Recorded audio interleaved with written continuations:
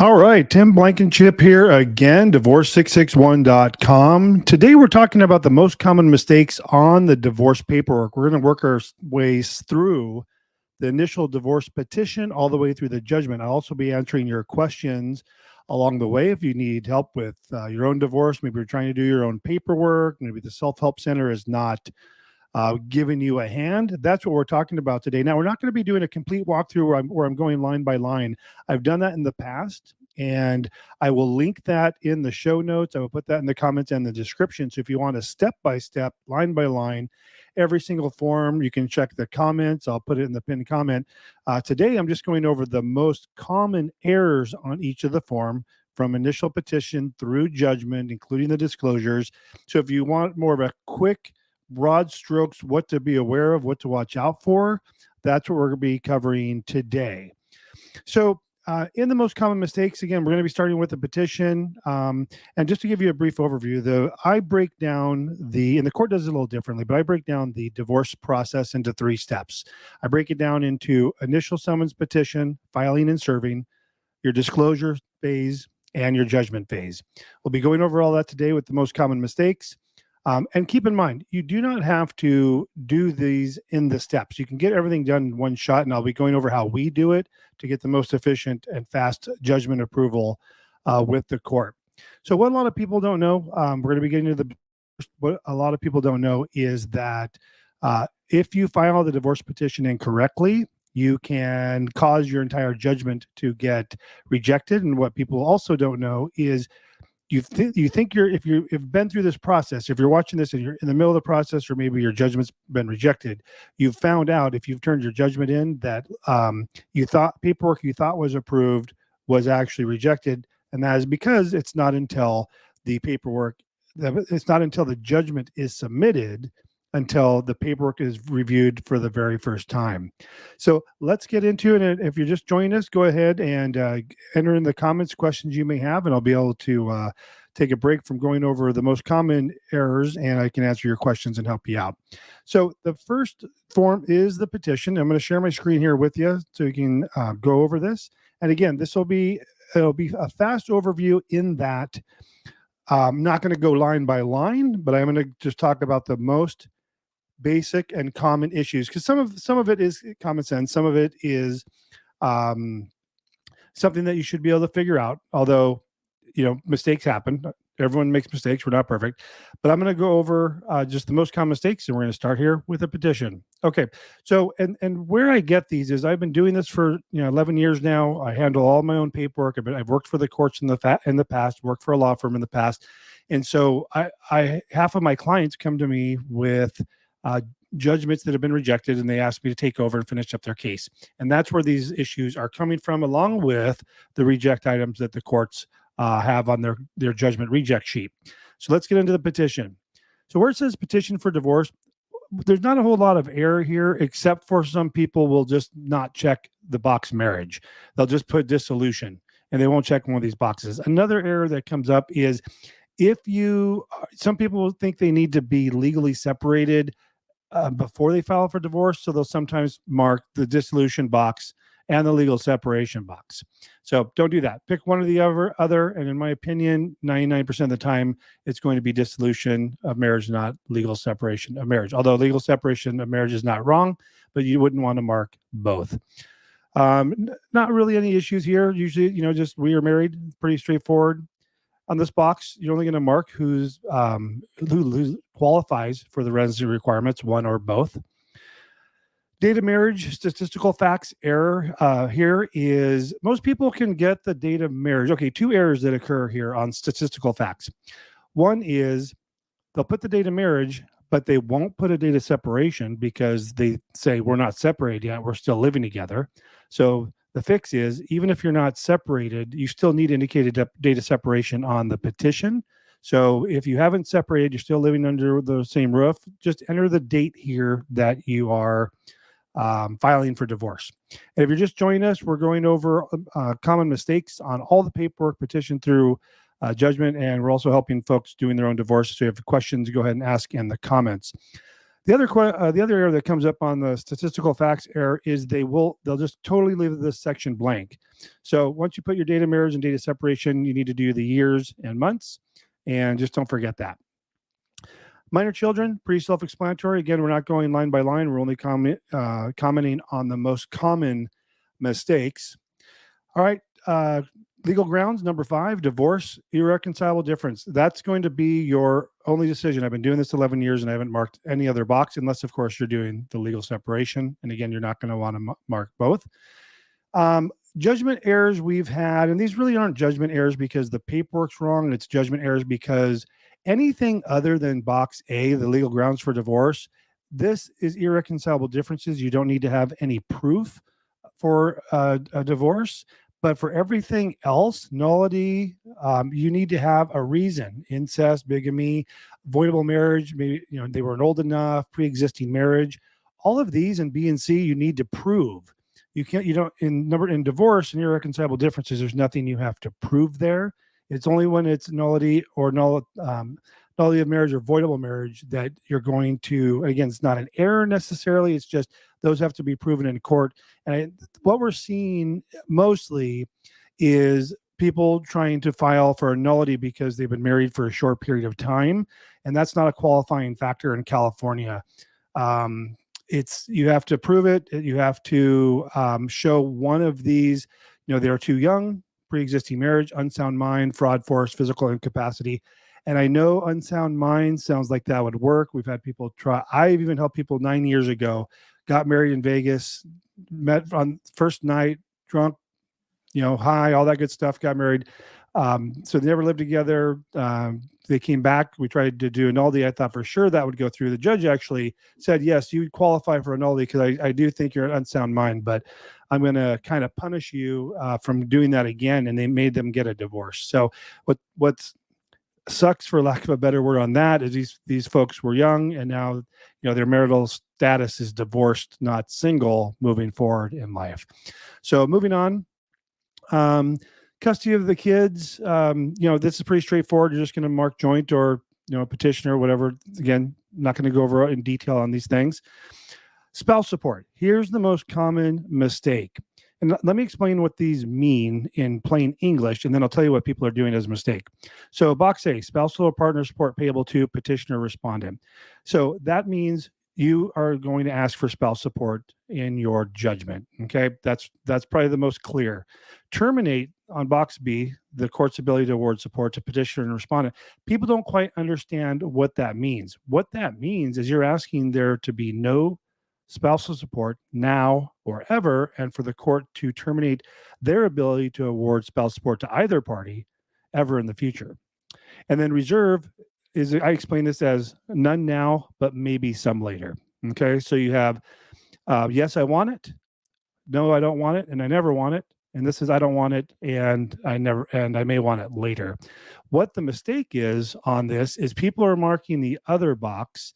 Instead of marking the terminate box at number 2, they're marking other and saying no spousal support. So that's not accurate. And that is happening because they just don't understand what this terminate language means. So that's the error there. All right, on the separate property, I always tell folks, do not put your property in here. Do not attach the 160s. When people hire me because their judgment's getting rejected, it's always because they've completed this 160 and they've completed them incorrectly, and they've listed property that maybe no longer exists. They didn't add property. And once you've completed this 160 and attached it to your petition, everything has to be addressed on the judgment, whether it still exists or not. So what I tell people to do, and you'll see it on my walkthrough videos where I go step by step, as I say, simply mark in here the following list and put any and all assets and debts. I'm sorry, I'm talking about the judgment now. Put in here, parties intend to reach a full agreement on all issues, or some such language like that. That's sufficient. You don't have to actually list the property. Community property, exact same thing. Not going to say the same thing over again. Attorney's fees and costs payable by. If you're doing your own divorce and you guys are uncontested, or even I'm doing your divorce, you don't need to mark this. My fees are not attorney's fees. You're not going to have attorney's fees unless you, of course, have an attorney. So we're never checking this box. If you're the petitioner and you want to restore your maiden name, maybe you're the wife, you can put that in here. No error issue here. If you don't put it on here, but then in the judgment you want to have your name restored. You don't have to amend your petition. You can just ask for that in the settlement. Okay. That is the petition. One of the next forms is the summons. The only issue I've seen people make or errors I've seen people make on this, doing their own paperwork, is, and this is a big one, on the petition they'll put, Tim Blankenship, and then because you're hand typing this out, and then they go to the next form to do their next form, and then they say Tim S. Blankenship or some other iteration of the name using a middle initial, a full middle name, but something different. If the names on the summons and petition do not match, the court will file your paperwork. They'll file your petition. They'll let you get all the way until you turn in the judgment, and they'll say, "Oh, your petition is invalid because it doesn't match the summons." And what that causes you to do is have to amend your summons and petition, refile, reserve, and not start completely over, but you do essentially. You don't have to pay the court fees again, but you do have to refile and reserve and start the 30 days all over again. So make sure the names are correct. The 105, this is only if you have kids. It's known as the UCCJEA. Pretty self-explanatory. Haven't seen a lot of issues with people making mistakes, except for to forget a child. If you forget a child, you're going to have to amend your petition. And one more comment on that: if you amend the petition, you also have to amend the summons. And if you have kids, you also have to amend this form. Even if there's no errors, if just an error on the petition, you still have to amend these three forms if children are involved or just the summons and petition. We just had this happen. We had clients hire us. They had hired another service. To be completely honest, they did a terrible job. They didn't list one of the children on the UCC JEA, so we had to amend their summons and petition to include all the children of the marriage. And I guess that would be my last topic on this form. Only children who are going to be involved are those of the marriage. If it's your spouse's child through another marriage or relationship, they don't count, and vice versa. Okay, so we've covered the three forms the two forms that need to be filed: summons and petition. If you have no children, to include children, you'd include the 105. And you've now filed for divorce, and you'll get a case number issued. The next step is to serve the other party. The way we do it in uncontested divorce cases, if you are uncontested, if you guys are amicable, cooperative, in agreement, all that good stuff, don't have someone personally serve the paperwork. Don't hire the sheriff. Don't, there's better ways to do it. Have a neighbor hand it to them. Have anyone over the age of 18 hand it to them. Or better yet, what I do is we do this form. It's called a notice of acknowledgement. And this serves the same purpose. You would have someone other than yourself. Like if I was handling your divorce, I would send this to your spouse, and I do this via email. And all they do is sign the form saying recipient signed this acknowledgement on, and they acknowledge a receipt of the summons and petition. You still will file the proof of service, but you're basically going to say you're attaching the notice and acknowledgement. So that's the way to go. That's how we do it. Our clients don't get served, not personally anyways. The only comment I'm going to make about the response is if you have an amicable, cooperative, 100% in agreement case, do yourself a favor. Don't file the response. None of our clients do, or should I say, I don't have our clients file the response. It just costs another $435 with the court, and it doesn't change anything except for money out of your pocket. The response is basically a duplicate copy of the petition, and it just says respondent request versus petitioner request. Totally not necessary if you're going through an amicable divorce where you guys are going to enter into a full agreement on all issues. Okay, so now we've filed. Maybe you responded. Some people that call me for help, they've already responded and paid that fee. Doesn't make it wrong. It's just a waste of money, but no big deal. So the next step is going to be the disclosures. So again, let's go back 3 steps. You have the initial filing docs and serve. You have the disclosures. This is where you're listing all your assets and debts and income. And then you're going to have your settlement agreement. And we'll go over all those forms as well. And if you're just joining us, we're going over the most common mistakes people have when going through divorce on their own, maybe doing their own paperwork and so forth. So if you're having trouble, maybe your judgment was rejected, feel free to ask questions in the comments, and I'll be happy to answer them for you. Okay. So now we're going to go back to the disclosures here. Whoops. Don't know why they're not coming up. They're in there somewhere. There we go. Okay. So the next thing we're talking about here is the disclosure forms. So declaration of disclosure. Now I'm going to preface this by telling you none of these forms get filed with the court. If you notice, they even say do not file this. So I'm going to do a brief overview of the disclosures. The 140, the declaration of disclosure, think of it as a cover sheet. Okay, so we're going to say it's petitioner's preliminary, and then you're going to say what's behind this form. And what's behind this form is the schedule of assets and debts and income and expense declaration. Okay, these don't get filed with the court in uncontested amicable divorce cases. The only form that will get filed is the 141. And this form says you did the 140, 142, and 150 and serve them on your spouse. So of the disclosure forms, the only forms in an uncontested amicable divorce case is this declaration regarding service of declaration of disclosure and income and expense, right? Declaration regarding service of declaration of disclosure, this one, and income and expense declaration, this one. And the other things you'll include in there, as this form says, is, where's the 140, is 2 years of tax returns and these other statements. If you're going through an uncontested amicable divorce, really all you need is the schedule of assets and debts, income and expense declaration, and if you're going through again amicable divorce, you probably have access to the 2 years of tax returns. If not, you're going to share them. The purpose of disclosure is so everyone knows what you guys have to address, and so everyone's on the same page, so you guys can come to a fair agreement. So again, 141 is the only form that's going to be filed when it comes to the disclosures, and this is telling the court that as the petitioner or respondent, you have filed your preliminary declaration of disclosure. And this form is pretty straightforward. What people, again, since we're going over the top mistakes, what people miss, the biggest mistake on this is this little box right here. This, I'm sorry, not other, but this little line right here, date.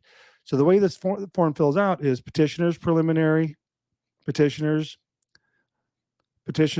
declaration of disclosure was served on the other party by mail or personal service, whatever it is, probably be mail. And then the date. This is what people miss, and that's what causes this form to get rejected. So whether you're the petitioner or respondent, you will be filing this form, and just don't forget the date here. The finals are not required. In an amicable, uncontested divorce case, you do not need to do your final declaration of disclosure. There's another form that's part of the judgment package called the stipulation and waiver of final, but that gets filed with the judgment. We'll be going over that later. So 141 is the only disclosure form, and the biggest issue is the date. All right, so that is cover disclosure. So if you just join us, we are talking about the most common mistakes when it comes to people doing their own divorce and the paperwork and errors that come up when they're submitting their paperwork.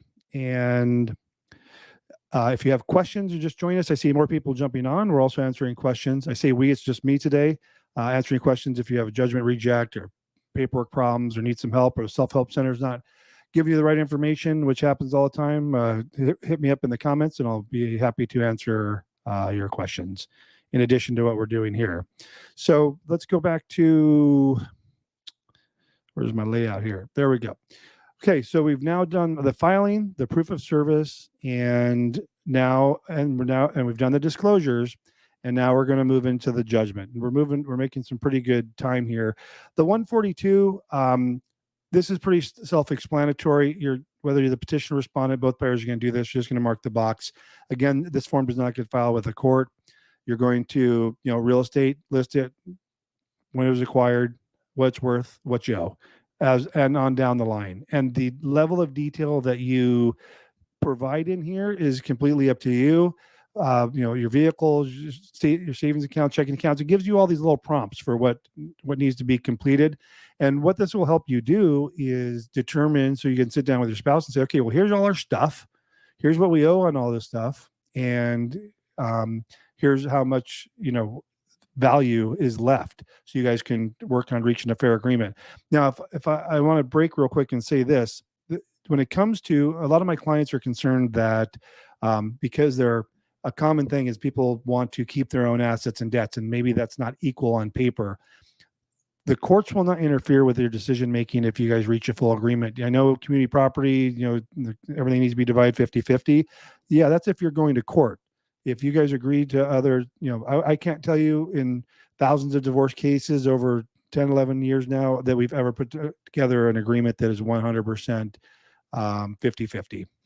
And here's a secret for you. When you go to do your judgment, and I know we're getting into that part next, don't list values on the judgment. It doesn't matter. The court doesn't care. You don't need to give values, but that's for another video. Income and expense declaration, again, doesn't get filed with the court if you're amicable, cooperative, all that good stuff. I tell people, don't put a lot of effort into doing this. Again, there's not a whole lot that you can make a mistake on because it doesn't get filed, it just gets served on your spouse. So even if you made a mistake, it's not something that's going to cause your judgment to get rejected. I think where people get bogged down is wondering, how much of this they need to fill out, if it's salary, overtime, and like really getting specific on this. Just remember, the court's not looking at this. It doesn't go to the court at all. So don't beat our clients just take so much time and say they're having so much trouble. And I have a video that I send them for our internal clients that basically says, don't put a lot of effort into this. You just need to attach your pay stubs and so forth. And this as well, the expenses, they're like looking through their bills and trying to get an average for 12 months for their, health, their childcare, groceries, and eating out. Just ballpark it. It's not contested. You're not going to trial. Judge isn't going to see this. Don't put wrong information, but just put your best guess. If you are going to trial, going back to the disclosure forms, if you are going to trial, you're going to be doing another set called your final declaration of disclosure, which you don't have to do in a uncontested divorce because, like as I showed you earlier on the 144, we get to waive those. Okay, so we've now filed, served, and done the financial disclosures. And don't be shy. I see people jumping on. If you need help with your paperwork or you have questions about the process, let me know. But now we're going to get into the judgment phase. And just as a reminder, we're just doing the top mistakes made on all these forms. We're almost done. We just have a few more forms to get through the judgment. And the reason it's going so fast is because I'm not going line by line. I've done that in another video, start to finish, and I'll link that into the comments after this is completed. Okay, most common mistakes on the judgment. Again, we talked earlier about the names needing to match on the summons and petition and all paperwork. It might have been a few months since you got to the judgment phase or the judgment paperwork in your divorce. So just go back to your petition and summons, and first of all, make sure those match, and then make sure you use the exact same names on the judgment here. All right, let me just go through this and see where people are making their mistakes in most cases. So the respondent was served with process on. What that means is the date they were served. Okay, you're going to put that unless there was a response, then you're going to mark appeared. But like with our clients, we're not having them file a response. We're not usually checking that box. On this date here, if you enter a date, there's maybe 3 counties in California that want us to put the date here, but the other 40 some odd counties in California we work with, this gets left blank and the court will enter that date in. And what that date will be is 6 months and 1 day from the date your spouse was served, or if beyond that, the date the court reviews it, files it, and enters judgment. All right, so what else is going on here? That's it on page 1. Let's see. We're not going to just go over if you have kids, obviously put them in there. We're just going over mistakes. Okay, this is a mistake that will cause your judgment to get rejected. If you have children born before the marriage, and on the petition, the language is already in there. I'll show you here where the kids are at.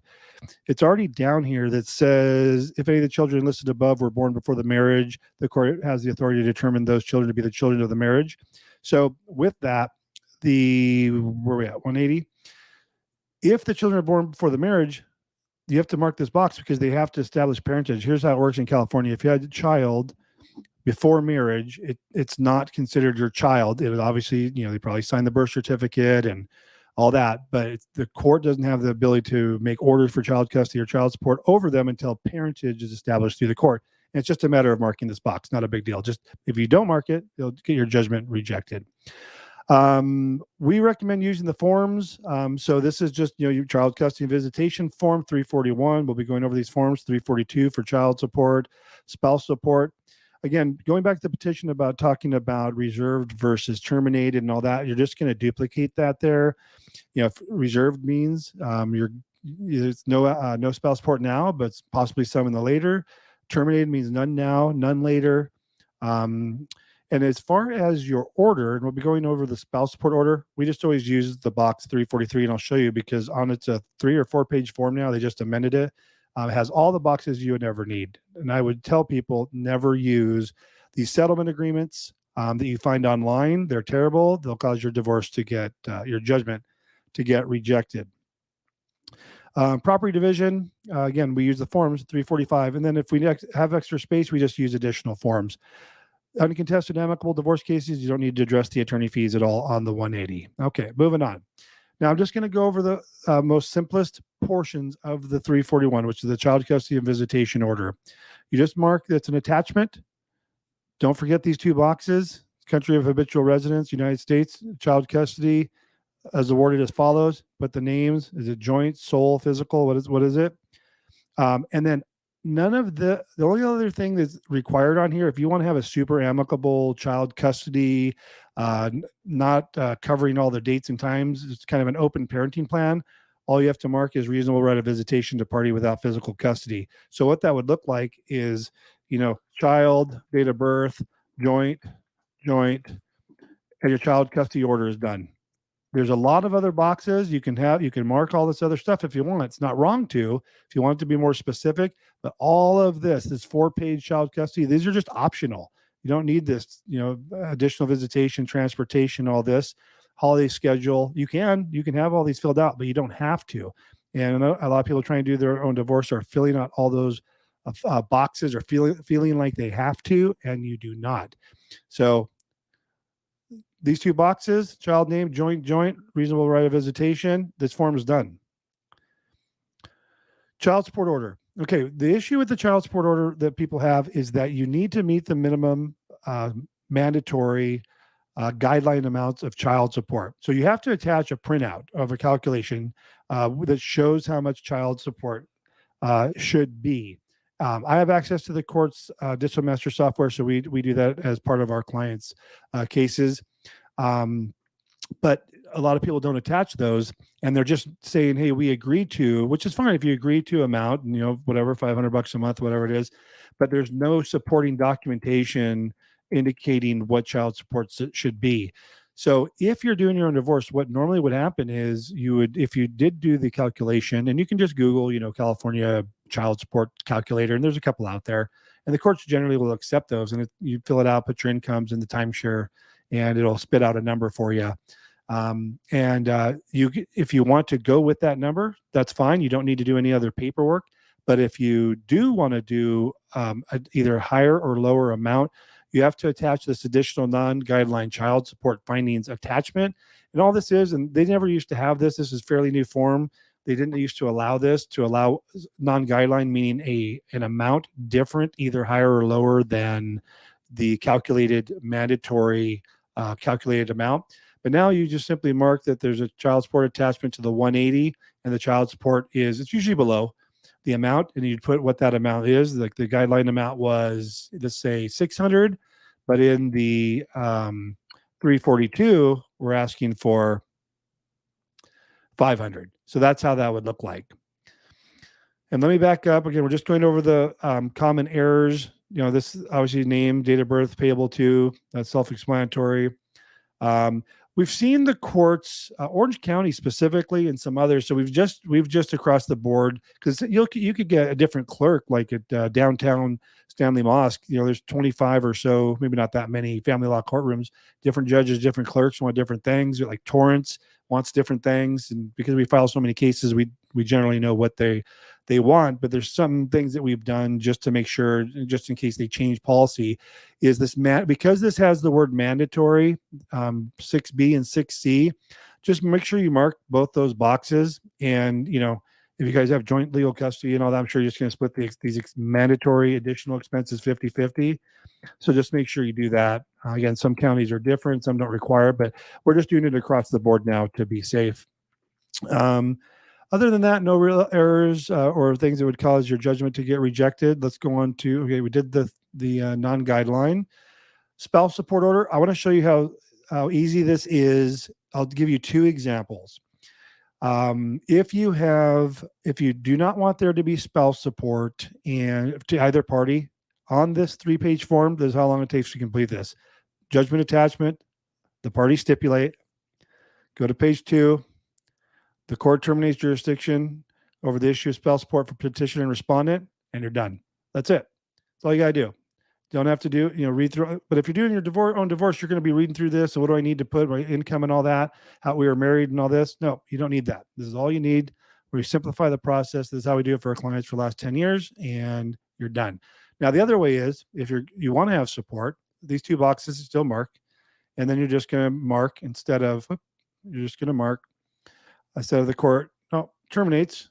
You're going to say petitioner must pay to the respondent. You just check the boxes, temporary spouse support, $500 a month will begin, what date, and pay it, and payable through, if there's going to be for 5 years, you'd say whatever 5-year date is.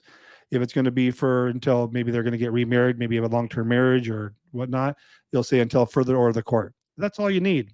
The courts aren't enforcing these earning assignments orders where they pull it out of your paycheck. You don't have to do that. But that's as simple as this form can be. Don't make it more complicated than it has to be. 345. Okay, this is your property order. So as you can see, the settlement agreement, and this is why I talk about not using the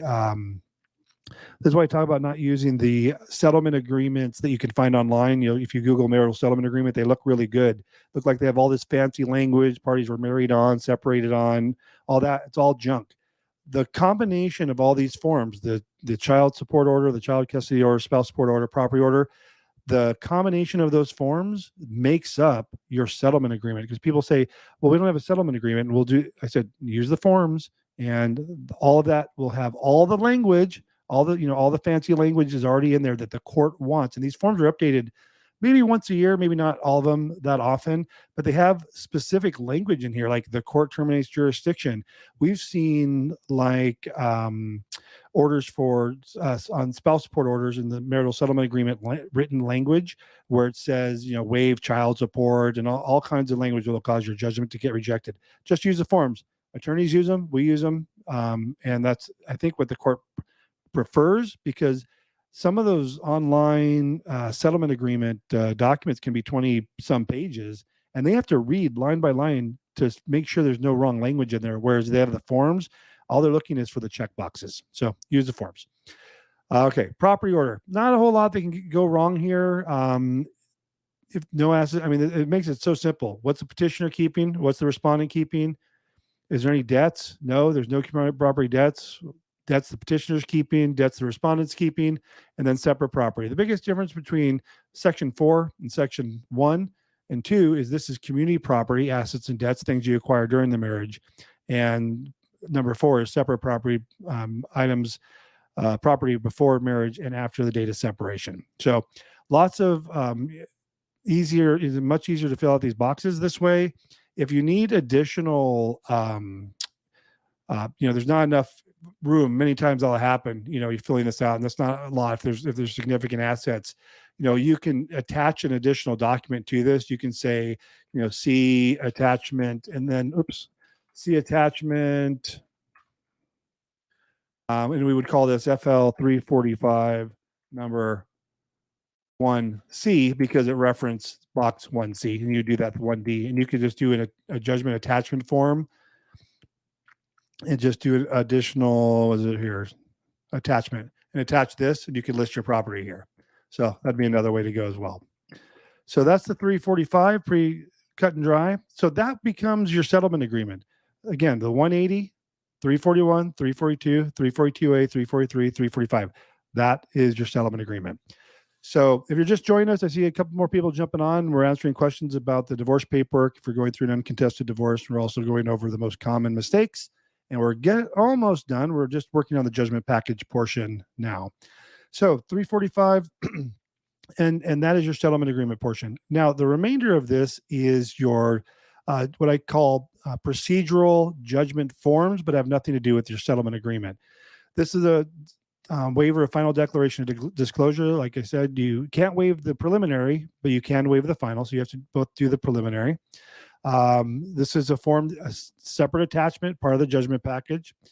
Requesting or default. If you follow the way we suggest you do your paperwork is do a default with the written agreement. That means all that means is no response was filed, and you get to save on not having to pay the filing fee for the response. Only issue I see people doing here is attaching. This form makes you feel like you have to attach. Like it doesn't tell you when or why you should attach your income and expense declaration or your property order here. If you're going through an amicable uncontested divorce, you don't need to attach anything because of box B. The issues are subject to disposition of the court in this proceeding are the subject of a written agreement. The questionnaire default, we're not seeing don't forget to put the name and address here of where it's served. Don't forget to check this box. It's a common error we see. On people not marking this box. You have to mark either box A or B. So just mark box A. Not a lot of issues here. Don't forget all signatures. Oh yeah, that's what we see a big error on, people having this rejected. So this first box, it says signature of, and then in parentheses, attorney for petitioner. So people read this as signature of attorney for petitioner, and they don't see it as a bracketed statement. So even our client, send this. Thank God we have electronic signatures in LA County, so I place where the signatures go. But for all of our other counties, I have to say when I send it out for original signatures, hey, there's 4 signatures on this 165, and they'll still send it back without their signature here. So just make sure you don't miss this one. This is for you, just because it's bracketed. And by the way, you are your own attorney if you're going through a divorce. Oh, I'm not even showing you the forms anymore. I hate when I do that. So let me back up. It's not the first time I've done that.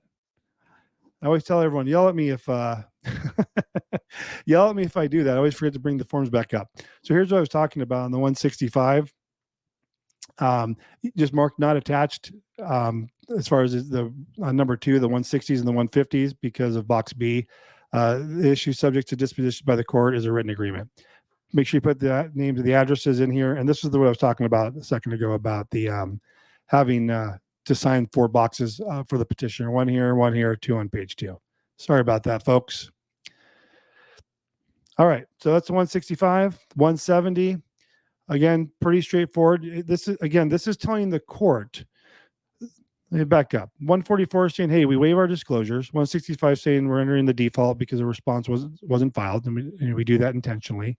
170 is telling the court, what type of divorce are we doing? Well, what we recommend is a dissolution, just means divorce. All the information in the petition is hopefully correct. This is a default with written agreement. So there's 3 types of cases. Default without an agreement. That means no response, no agreement. Never recommend you do that. People talking about judgments getting rejected all the time. That is a huge reason why defaults or judgments are getting rejected. They think it's easier to not have their spouse involved, and they will try and put it through as a default without an agreement. I'm telling you, we even have trouble getting this through because they're highly, highly technical. You usually have to file the petition in a certain way. There's usually some type of trial involved, and it just takes a lot longer. So what people that call me for a judgment reject that will take over their case, they'll say, you're doing a default without an agreement. Will your spouse sign off? Oh, sure. Well, then that's what we do, and it goes through no problem. We usually have it done in a couple of days. So default with agreement or uncontested if a response was filed. It's not wrong, but you're just going to tell the court what kind of case this is. This is proceeding by default, again, meaning no response was filed. All right. So if there's child custody, just going to say the information has not changed. Child support information based on, these are pretty straightforward. Again, we're only handling the most common errors. Spouse support, again, you're just telling the court basically what's in your settlement agreement. You gave up spouse support. You asked to terminate for both, and it's based on a written agreement. Again, the written agreement being the forms. And if you're going to request your maiden name, if your spouse wanted to restore your maiden name and no, you cannot choose a new name. I get asked every day. Your maiden name can be restored, and that's it. Just make sure to mark this, whether you're the petitioner or respondent, on here, and that would need to match on the, why am I losing my mind? The 180 on page 1, you'd say, petitioner's former name is restored to, and you'd put the name in here. And what happens is that once this judgment / settlement agreement means the same thing, is signed and all that, this would be what you would take to DMV, Social Security, and all that good stuff to get your name restored. And I always make recommendations to the women out there. Even if you're not ever thinking of changing your maiden name, I always tell my clients to consider requesting it, because it doesn't mean you have to go out and do it ever. You never have to do it. You have the ability to do it. You just, they've restored it. Doesn't mean you have to go out and officially change it. And if you want to change it 10 years from now, you have the paperwork to do so, and you don't have to, file a name change with the court, which can be, cost them more money, and they have to dig up your case and all that good stuff. All right. So we are now, we are done the 170, the 190. We're just about done, guys. The only thing I see people making a mistake here is marking status only. You're just marking straight up dissolution. Status only is if you're just doing the dissolution of the marriage and you're reserving jurisdiction over all other issues. We've probably done 10 status only marriages out of thousands over the last 10 or 11 years. So you're not going to be marking that box unless you are intentionally doing a status only. But the names and addresses of the parties below. I'll just, as we land the plane, as I like to say, ask your questions. I'm just going to give some final tidbits on how to put this all together. So you have an amicable divorce. Let me bring this up. We're done with the forms here. You have an amicable divorce. What you're going to do is do your initial filing, whether you're using my service or not. Use the e-file system. You will get a case filed usually within 24 hours. If you go through the e-file system, do not attach the 160s. I want to say what they have called the guide-in file. I think it forces you to complete the 160s. If it does, then maybe don't use e-file, because that's going to cause a problem. You're going to sit there for days trying to figure out all the community and separate property. File your initial petition, summons, and UCCJA. And if you're in certain counties like LA County and Sacramento and San Diego, they all have Riverside, San Bernardino. We deal with all the courts, and many of them have an additional local form, maybe a jurisdictional form or something. Do your filing, get your case number, then don't serve your spouse, as we talked about earlier. Have someone send them a notice of acknowledgement, sign that. Don't file it yet. You don't have to go out and file the proof of service right away. Work through your disclosures, get those done. You can sit down and knock those out in a couple days or sooner, and then go right into the settlement agreement forms. Once you have, this is how I handle it. Once we have the case filed, we don't file anything until we have everything done. And usually we have that done in a week or so. We get their disclosures done. We get their settlement agreement done, all the procedural documents done. All of that in LA County anyways gets e-signed, e-notarized. And if we're done before the 30 days, I have it all uploaded to the court, ready to file, because we have to wait 30 days after the documents have been served. And we get and I have in my calendar says, hey, on this day, e-file, and I just hit, file. And if it's electronic, of course, with LA County with the judgments, because it's the only county in California we can do that. We're getting those approved in 2 or 3 days. Those go through so much faster because the court is not trying to, open up the file again, review the initial documents, go through it. They've already done that. If you're mailing in your documents and you're maybe in another court, every other court but LA County, we have to do it just like you. We have to, we can e-file some of the documents, the initial documents, but most of the other courts, all the judgments are all mail filed. So we'll still do the same thing. Get everything completed, all signatures in office, all notarized, get all prepped, all packaged, make all the copies, have it ready to go in the mail, and we'll post date. Don't forget that 165, the request under default, has to be dated 30 days after the date of service. So when we have our clients signing, whether it be e-sign or otherwise, I'll already put the date on there. I'll look at the date of service, and I will post date the date on there. So even if they're signing, what is today, the August 1st, maybe August 15th is the soonest we can submit it. So I'll put 8/15 on the form. They'll sign it. Otherwise, they sign it on a date too soon. I have to have them re-sign it. Then once that date comes along, I pop it in the mail and it gets into court. Why do you want to do that? Why do you want to get in? If you can, if you're going through an amicable divorce, you want to get it in as soon as you can. You don't have to wait 6 months to turn in. Another big misconception.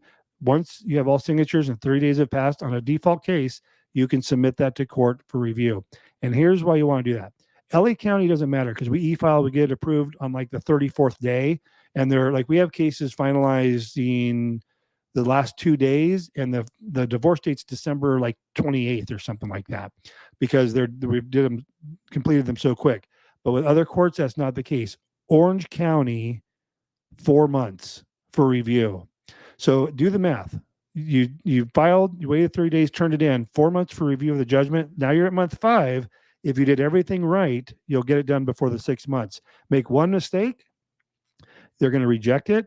You have to fix it, and then you're going to have to turn it back in, and another 4 months. Now, most of the courts have an expedited process once it's already been reviewed once, so it goes to like a secondary clerk, so it might be 2 months, but not all of them have that. I talked to the clerk at, oh, this is funny. Someone made fun of me on one of my short videos. For years, I've said Contra Costa, and they corrected me, said it's Contra Costa. So anyways, I made a video about that today, correcting my language. Anyways, they are 4 months out there, and they receive the paperwork, because we have to mail file, and we usually do it by certified mail. They'll receive it within a couple of days. The initial clerks will plug it in. We'll see it on the case summary. But 4 months later is when they're processing the judgment. Because I saw an entry that I had to call them on. And sure enough, she said, yeah, we're so backlogged, it's 4 months for the actual judgment portion of it. What other courts? So San Diego's right about 3 months, just going off the top of my head. Orange County, 4 months. Contra Costa, 4 months. San Francisco, 4 months. Let's work backwards. San Diego, I said San Diego. Orange, I said 4 months. Riverside, 3 months. They used to be really bad. It used to take a month and a half just to get the petition filed, because they don't have e-file either. San Bernardino, about the same, 2-3 months for judgment. I'm talking about judgment approvals now, and why you want to get them in as fast as possible. All the other counties, Solano, they're not too bad. They're 2 months. Placer. See, as we get further out, I said San Francisco. I'm thinking, but all of them are about 3 to 4 months. I don't know anyone longer than 4. So, but again, one mistake, and I can almost guarantee you, if you're doing your own paperwork, you're going to have at least one mistake. And a caution on judgment rejects. We've had people call us after they've had their judgment rejected 5 times because they're so busy, and this is across California.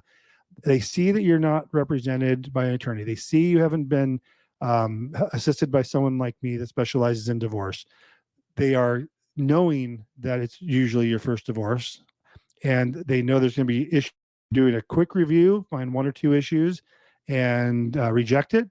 You say, oh, these are easy, I'll fix them. Turn it back in, gets rejected again and again and again. And all they do is keep finding issues. So I have a service. If you find yourself where you've had a judgment rejected, we don't just take the reject sheet and make those corrections. You could do that.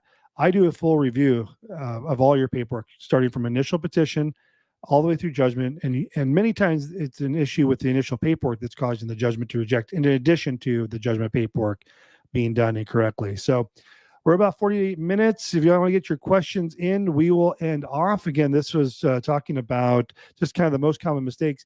I will put into the comments, I have a walkthrough, step-by-step, line by line of the entire process, every single line from petition to judgment. I'll put that in the comments once this is over. So if you just want to follow along and go line by line, you can do that. This one I wanted to be a little quicker and just hit those topics. I'm going to try and do this a couple times a week. I'd like to do it Monday through Thursday at 5 p.m. And I want to put the Self-Help Center out of business. It's kind of a joke.